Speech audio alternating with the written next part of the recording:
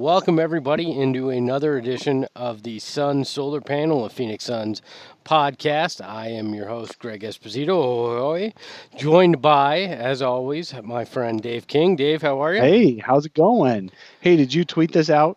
I have not yet because my Yeah, computer. If tweet I do tweet this anything sucker else, out. we can't go live on Twitter. If I or on YouTube, if I do anything else, my computer freaks out. So, Dave, why don't you shoot that link out? And we are joined by some special guests. No, not Tim Tompkins. He's God knows It's what too Tim late for him. Tompkins is doing at. Tim's making some magic happen himself right now, so we're just going to let him do that. Who knows what the hell he's doing at 11:54 at night in Florida? We don't want to know, but we are joined by our friends from Fanning the Flames. We've got Justin. How are you, Justin? Hello, hello. And we've got our buddy Paul. Paul, how are you as well? Ayo. Hey, so, guys, I wish we weren't here talking about this in particular this evening, but we are. So let's just get to it. Devin Booker does not make the All-Star team again. The reserves were named for the Western Conference this evening, and Devin Booker's name not read on TNT, but Donovan Mitchell, Chris Paul, and Russell Westbrook all make the roster. Dave, why don't we start with you? What are your overall thoughts about this? So I'll just set the stage here. All right. So a few weeks ago, we had Amin Al Hassan on our podcast on the solar panel, and he talked about the process. So this process, people have pretty much picked up on it now. But this process here for selecting the reserves is done strictly by NBA coaches. There's 30 coaches. It's possible they'll delegate it to an assistant coach, but there's only 30 votes total for all 7 players in reserve for each conference. So let's just focus on the Western Conference coaches. They picked their Western Conference reserves, and they had to pick 3 forwards. They had to pick 2 guards, and then they could pick 2 other players at any position. Among those eligible, of course, you can't pick somebody who's not active in the NBA this year. So what they had to do is they had to choose from drop downs. Generally, it's like a Google form. They had to choose from drop downs of forwards, pick 3 of those again, then 2 guards, then 2 wild cards. So you can't go more than 4 guards total. So let's just get that out of the way. First of all, there's no way the coaches could have picked more than 4 reserve guards. They just can't. They don't have that option for them.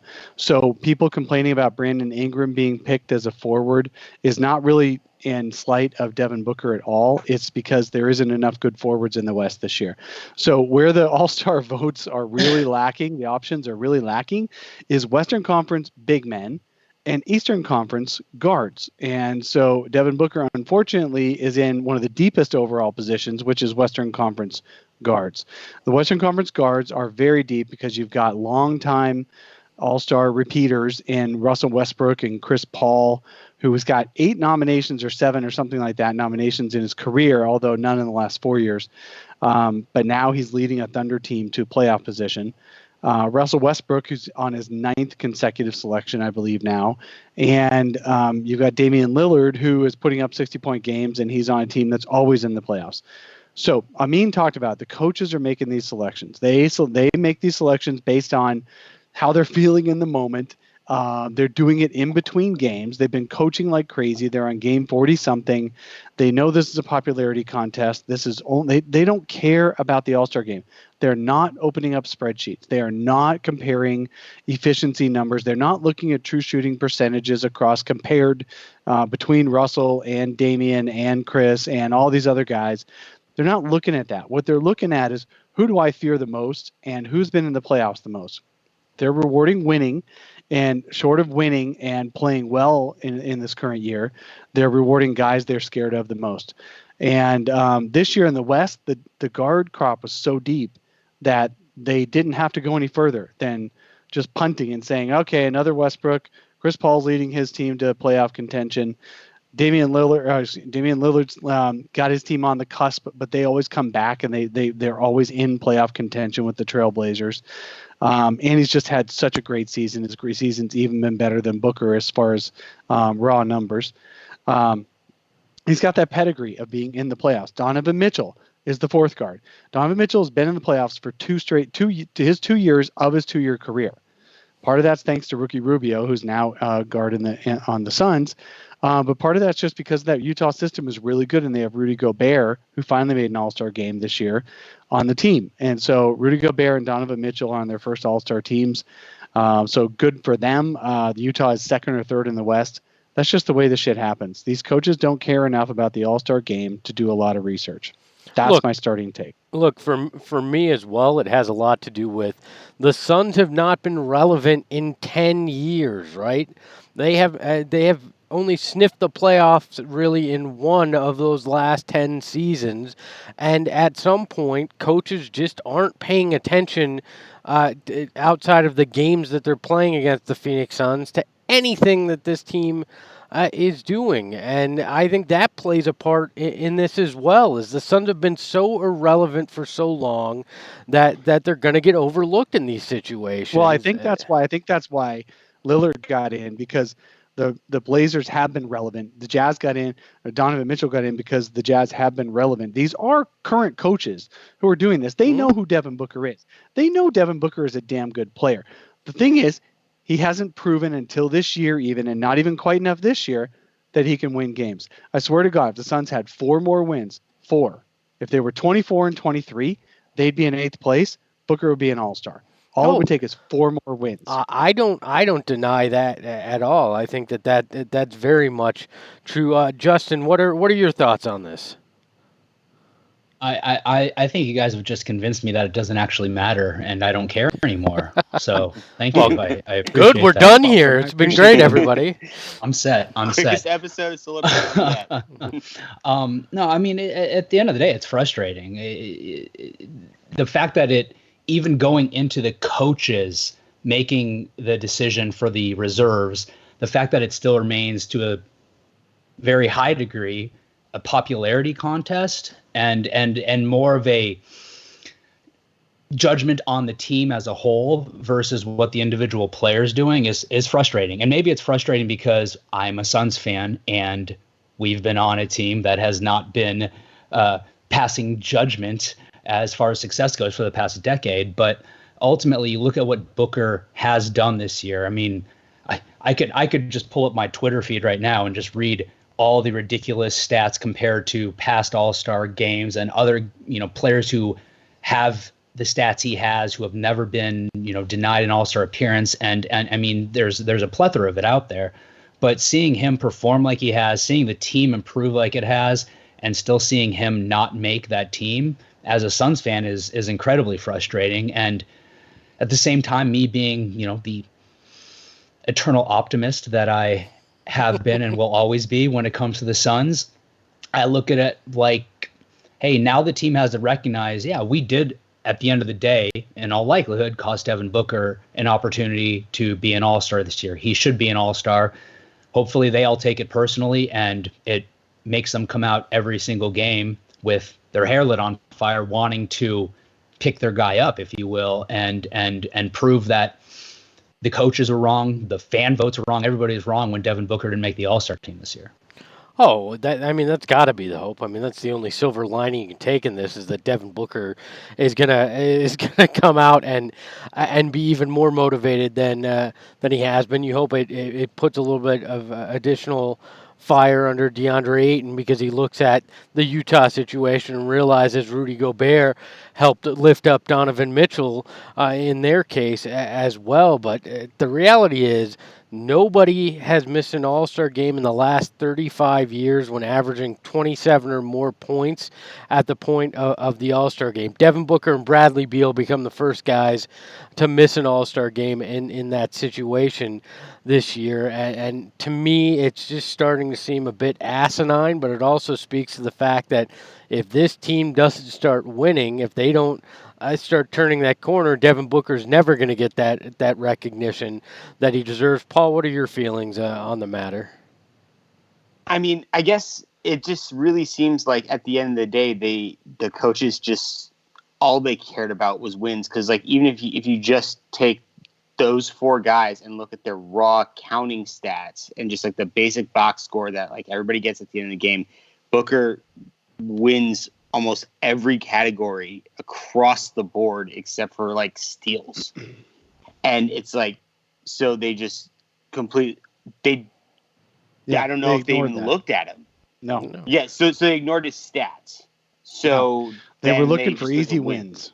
Look, Devin Booker wins the eye test, wins the stat test, wins the analytics test, and apparently the only test he doesn't win is the coach's IQ test because none of them seem smart enough to put him in this game, which is unfortunate. But I saw Channing Frye say, if you're upset about snubs, be better fans and go out there and vote. And I'm like, it doesn't matter. When you see the Lakers fans getting Alex Caruso more votes than some of these guys deserving, that's a rigged system. That's never going to be one you're going to win. And you've got to figure out a way to get respect, and it looks like the only way you're going to do that is with wins. You know, the last guy to be an all-star for the Phoenix Suns is Steve Nash still. Let that settle in for you. Steve Nash is the last Phoenix Suns all-star. Well, okay, so let's go toward a little bit of a silver lining, and that's, I'm not that kind of guy who wishes ill on other players. But there's almost always one or two players who sit out the All-Star game because of some nagging injury, or they need the weekend off because they're getting older, whatever it is. It is quite possible that Devin Booker will still actually play in the All-Star game. He can be named by the commissioner as a replacement, and it's quite possible he'll be one of the top replacements. He won't replace a forward, but he could replace a guard in the West. So, I mean, we can hold out a little bit of hope. And once you're named an All-Star, you're named an All-Star. I mean, do we call D'Angelo Russell a one-time All-Star? Yes, we do, because he was an injury replacement. So I'm pretty sure that's how he got in last year. I just wonder, do we feel like guys are going to do that in this game? Because the element of this is going to be Kobe a weekend Bryant. Dedicated to Kobe Bryant. And but guys, so they need to play. That's the thing. They can be there because they were named. I guess. Need to play. But it also makes me wonder, does this hurt that much more for Devin Booker? Because this was a guy that he idolized, a guy that told him, as we all know famously, go out there and be legendary to Devin Booker. I think this one probably hurts more simply for that fact. And I wonder if that makes it sting a little bit more for Devin Booker. Well, I think it has to. I mean, I think it absolutely has to. It's a guy that he grew up idolizing, a guy who he connected with that rookie year of his, and then, as I understand, continued to build a relationship with. He has a game earlier this week, Sunday, the day that everything happened, and he has an opportunity. We have an opportunity to win the game at the end of the day, and he doesn't get the ball at the end. And next game, he goes off, plays incredibly well, and then it seems like it was all kind of leading up to this what's the word I'm looking for here, guys? Coronation, inevitability, coronation. Something. It was going to end up. You're welcome. Being a good week for him, and I mean, I went into today fully expecting him to be named an All-Star. I did too. I was ready for it. I wrote both articles for BrightSideOfTheSun.com. I wrote both articles. I wrote that Devin Booker was picked and all the wonderful things, and then I wrote the opposite side of it. So I was able to post right after 5 o'clock because actually I was able to post before 5 o'clock because the media gets it early. So, yeah, I had them both, but I was so sure that it was Booker going to be named as an All-Star reserve. It's just, Donovan Mitchell gets the fortune of being on a better team. He's always had better players around him. This is the first year Devin Booker's had even competent players around him. I also posted something this morning about how bad his team has been the last few years, just reminding everybody how bad, because we tend to forget. I saw somebody mention the other day that they think, the Suns were playing really bad in a half or something like that, and they were like, "This team is as bad as last year." I'm like, go watch a game from last year first, and then come back and tell me that. Yeah, go watch any team he's been on since he came into the league, with the exception of maybe that first one. But even that first one was the first one was Markieff Morris being a dick. It was dysfunctional as all hell. His rookie season was Markieff Morris demanding a trade and shooting 30% from the field. Yeah, well, and Eric Bledsoe's whole And then wanting an Hornacek extension. getting fired. Yeah. Hornacek getting fired. His whole staff getting fired. This was the, This was Devin Booker's rookie year. the Earl Watson love They lost fest began. 28 of 31 games because everyone either got hurt or traded or quit on the team. So, oh God, it's when you look at it, people argue, and they have on Twitter vehemently over the last 5 hours since this news broke, that well, winning obviously doesn't matter because look at Trey Young, he got in and they have a worse record than the Suns. But my point is, okay, you look at it, and sure, this year they do, but since the Suns last made the playoffs, the Hawks have been there 7 times, right? So it's not like the Hawks have been irrelevant as a franchise. Trey is lucky enough, but Trey is lucky enough that you can't even really name any really good, deserving starters in the East guards this year. That's true. I mean, Kyrie barely played. Kemba isn't really that well loved. He's kind of like Booker, except he's been around longer. And that's really it. I mean, so Trey Young was about all the East has in guards. Plus, Trey Young had the hype off of last year, and even he won 29 coming games. out of college. Right. Well, yes, he won whatever he won. But from the rookie standpoint, like he made the rookie of the year race competitive. He's flat. He's a little bit more flashy than Booker. He's also he's that little guy, kind of really good dribbler. And then even still coming out of college, losing his hair so bad. Yeah. Look, it comes down to me. For me, Trey Young is the Victoria's Secret catalog, and Devin Booker is the Sears catalog, right?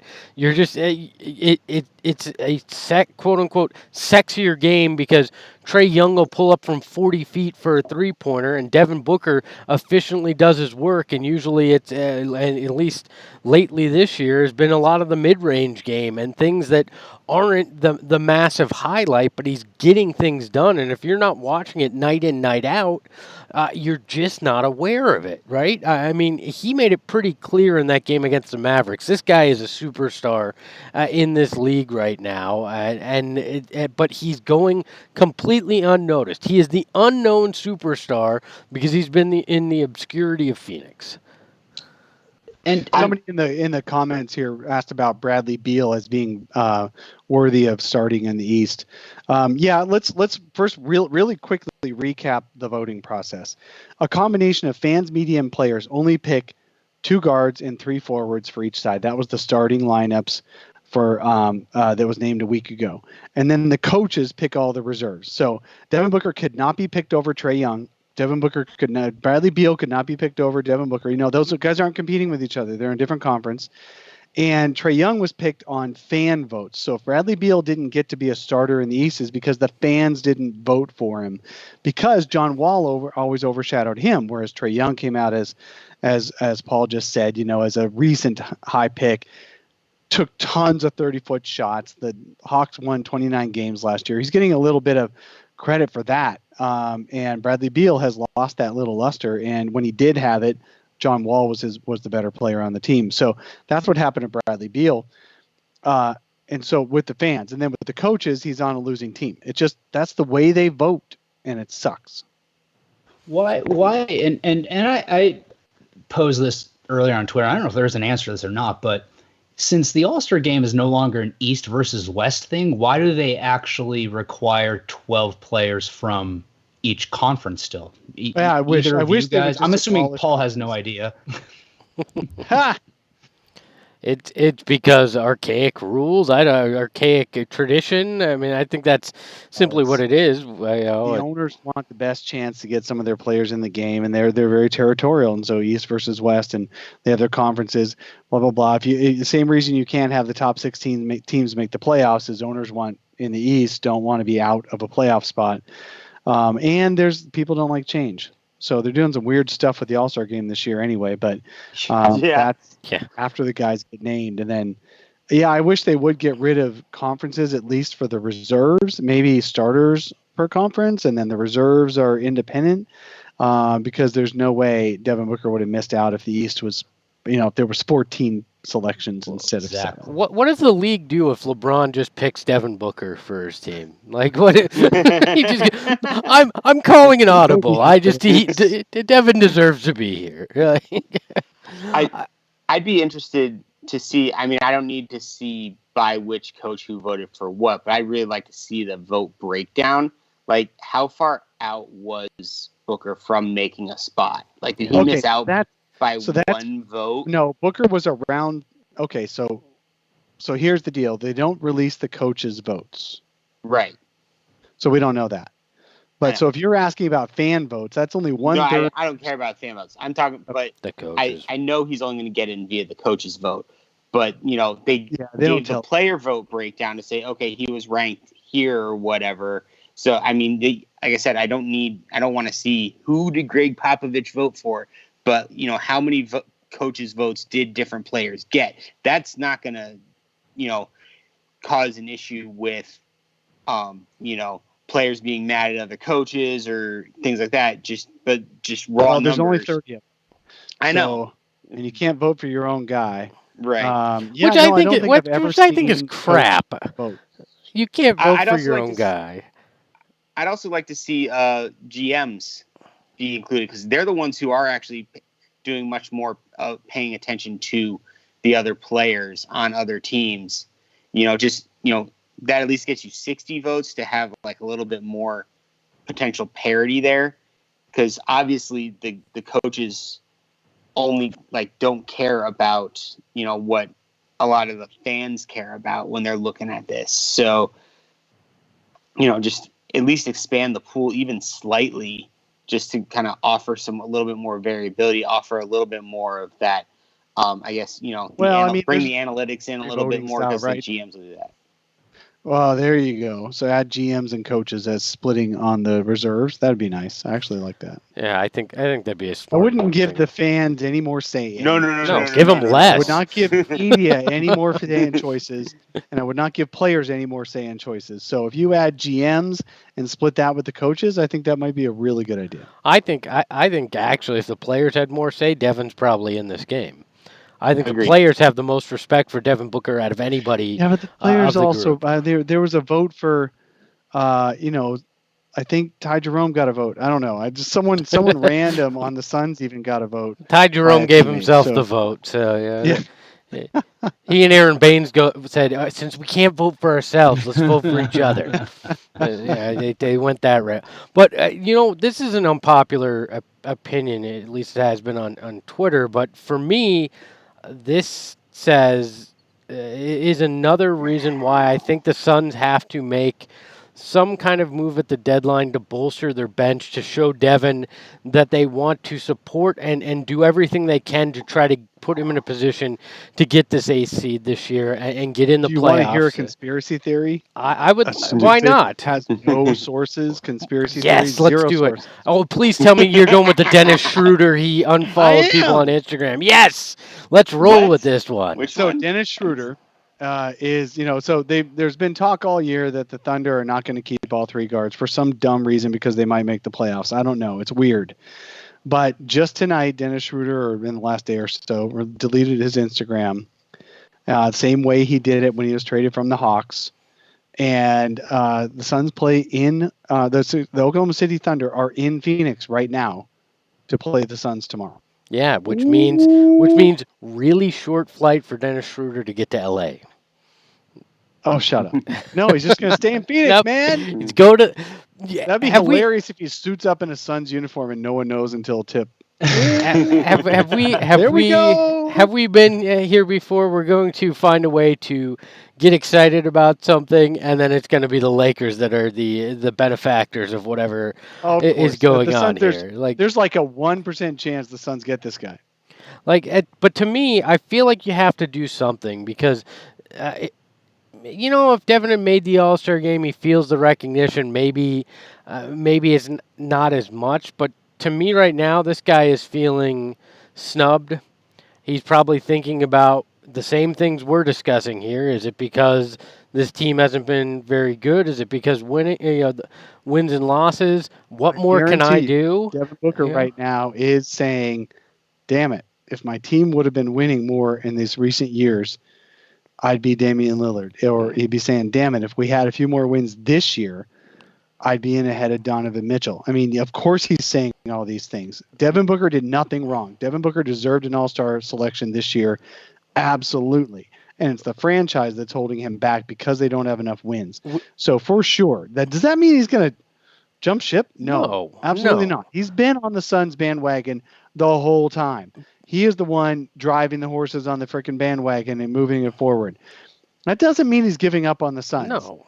It just means he's allowed to be a little pissed off at his situation. And I think you have to reward that loyalty and that dedication and the way he's played with giving him every chance you can to sneak into this 8th spot, because it's not going to be this easy in coming years. This is going to be the low point for getting into that 8th seed. And if you can do anything to put him in a better position to potentially succeed in getting there this year, I think you should do it as long as you're not mortgaging your long-term future. You bolster that bench. You show him that you want to try to do everything you can to help him succeed.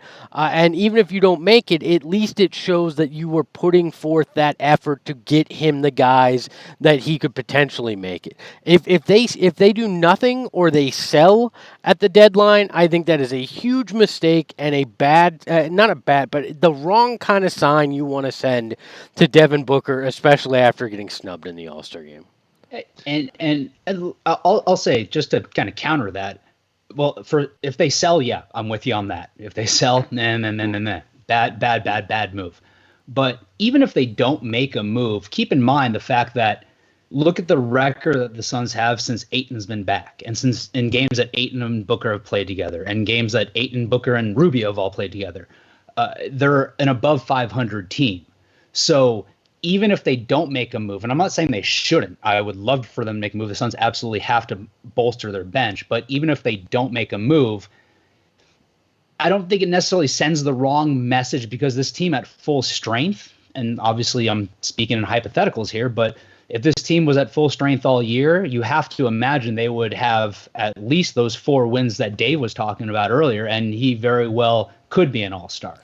And of course, that then brings up it's DeAndre Ayton's fault. I'm not going to get into that, but it kind of is. I mean, look, we can't absolve that dude. He was out 25 games, 30 total with injury, but 25 of his own accord.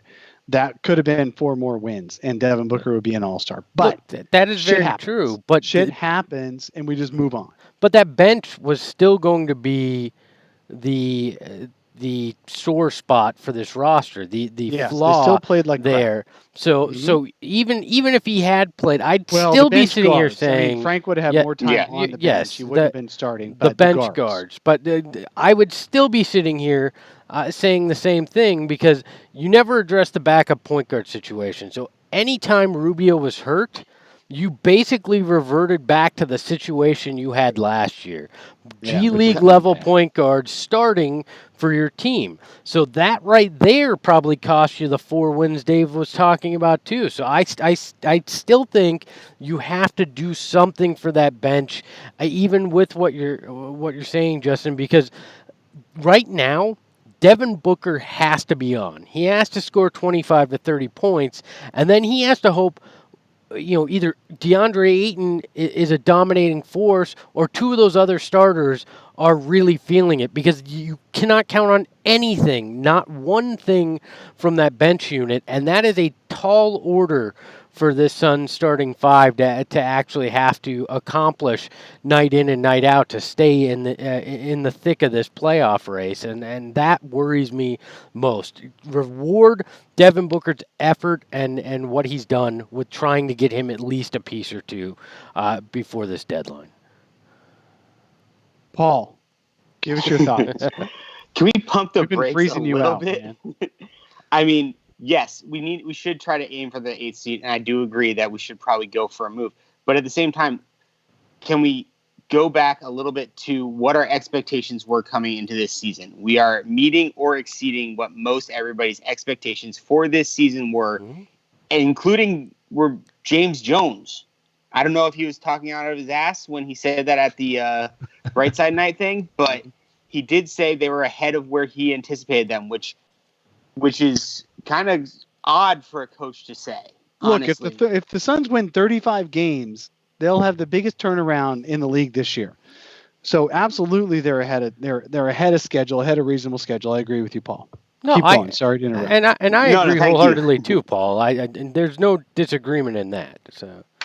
Right. Well, I mean, it just feels like we keep moving the stick, and it's like, and we did that at the beginning when we had a really hot start, and then we, fell back a little bit, and then, Ayton came back, and we've made up some ground. And if we continue at the pace of making up that ground, we'll probably be closer to a 500 team, and but again, still be on the same pace, or possibly exceed the pace that everybody had expected the team to be coming in. So yes, Ayton missed 25 games. We could even be in a better position if he had been around. Baines has been out a lot. Cam Johnson's been out a lot. Frank's been out a lot. We're missing a lot of our shooters, because weirdly all our shooters are in the front court. So our bench looks even weaker than it is. And yes, I agree, Greg, that we didn't address the backup point guard position. But you got to remember, we had at least addressed the point guard position. That's true. Period. True. We That is also an addressed improvement. The starting point guard. And the someone in the starting power comment, forward position. yeah, We have a comment starting said five. that It's like right. We got to go do this in increments here. We can't just here's a whole new team that's everybody's great. Look, it takes a little bit of time. James Jones got who he could get. He's got to do it again at the trade deadline on a small scale. And someone in the comments put in a few targets that the Suns could go after, like an Alec Burks. I don't think Josh Hart's going to be available, folks, because Pelicans are going to go for a playoff spot too. Tristan Thompson, the Suns don't really need another big as long as Frank comes out at some point, comes back at some point. Use a scorer off the bench for sure, but we should not forget to give them credit, as Paul says, for all the work that James Jones already did to almost double this team's win total. Look, I've been banging the drum, and Dave, you know this because I've done it annoyingly so since July. The drum that they've been they're a 32 to 35 win team, right? But the thing to me is, with how bad the 8th seed will likely be. What if it's 36 or 37 wins to get in the playoffs, be that 8th seed? The 8th seed's already at 500. Yeah, but I'm just saying, it's only a few steps from where they were likely to be, so you might as well try to go for it, because again, you're not going to see the path to an 8th seed be any easier than it is this year. It's going to get much rougher in the West. So if you have a window of opportunity, you should probably go after it, because you don't know how far away you're going to be out next year. Brings. Right. Yeah.